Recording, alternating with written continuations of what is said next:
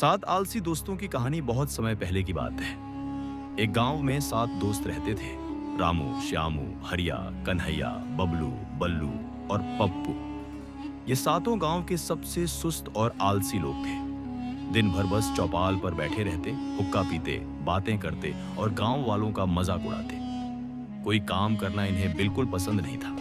गांव वाले अक्सर ताने मारते, तुम लोग अगर ऐसे ही रहे तो भूख से मरोगे, मेहनत करने से आदमी बड़ा बनता है। लेकिन उन सातों को कोई फर्क नहीं पड़ता। एक दिन सातों ने सोचा कि अब हमें गांव वालों को दिखाना चाहिए कि हम भी बहुत चालाक हैं। मेहनत तो हमसे होगी नहीं, क्यों ना कोई ऐसा काम करे जिससे लोग हमें अद्भुत समझें और हमें सम्मान भी मिले। रामू ने कहा, सुनो भाइयों, मेहनत से बड़ा काम नहीं हो सकता, लेकिन अगर चालाकी से कोई काम हो जाए तो सब हमें महान समझेंगे।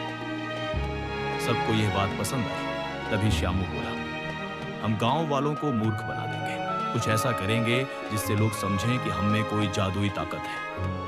हरिया बोला, तो फिर शुरुआत तालाब से करते हैं।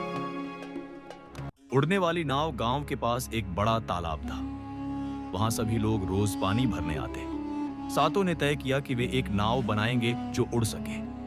सबने बांस, लकड़ी और कपड़े मिलाकर नाव बनाई और उस पर बड़े बड़े कागज के पंख बांध दिए। फिर सब नाव पर बैठे और चिल्लाने लगे, चलो उड़ जा, उड़ जा।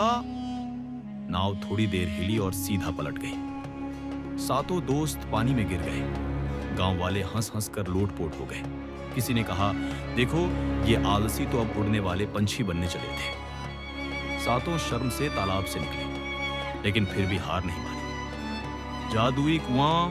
अब कन्हैया ने योजना बनाई, हम गांव वालों को विश्वास दिलाएंगे कि हमारे पास जादुई कुआं है। जो भी इसमें झांकेगा उसकी मनोकामना पूरी होगी।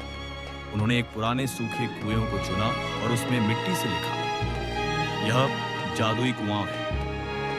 अगले दिन गांव वाले वहां जमा हो गए। रामू बोला, मुझे तो कुएं में सोने की थाली दिख रही है। श्यामू बोला, मुझे तो ढेर सारे पकवान दिख रहे हैं। लोग हैरान हो गए और एक एक कर कुएं में झांकने लगे, लेकिन उन्हें कुछ दिखाई नहीं दिया। तभी बबलू ने गलती से बाल्टी गिरा दी जो सीधे श्यामू के सिर पर लगी। लोग समझ गए कि यह सब धोखा है।